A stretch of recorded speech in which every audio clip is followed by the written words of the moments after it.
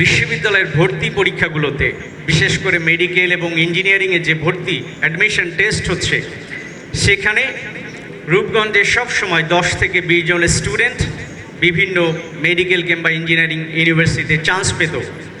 বর্তমানে চান্স পাওয়ার হার শূন্যের কাছাকাছি। কিংবা পাবলিক বিশ্ববিদ্যালয়ে অনেক স্টুডেন্ট চান্স পেত, সেটিও এখন শূন্যের কাছাকাছি। এই সমস্ত ক্রাইটেরিয়া দেখে, মানদণ্ড দেখে বোঝা যায় যে আমাদের শিক্ষার মান খারাপ হচ্ছে।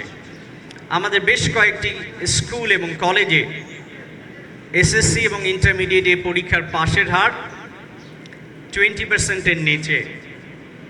এই সমস্ত দেখেই আসলে বোঝা যাচ্ছে আমাদের শিক্ষার মানটা যে লেভেলে এক্সপেক্টেড ছিল সে লেভেলে আমাদের আসলে নেই। তো আমরা খুবই হ্যাপি যে আমাদের মাননীয় প্রতিমন্ত্রী মহোদয় উনি সদয় সম্মতি প্রকাশ করে এখানে উপস্থিত হয়েছেন, এবং এটি আমাদের জন্য একটি বিরল সুযোগ যে আসলে মাঠ পর্যায়ের শিক্ষক কিংবা আমরা রাষ্ট্রের যারা প্রতিনিধি রয়েছি তৃণমূল পর্যায়ে, তারা শিক্ষা নিয়ে আমরা কী ভাবছি সেই ভাবনাটি তার কাছে পৌঁছে দেওয়ার জন্যে এটি আমাদের একটা সুযোগ।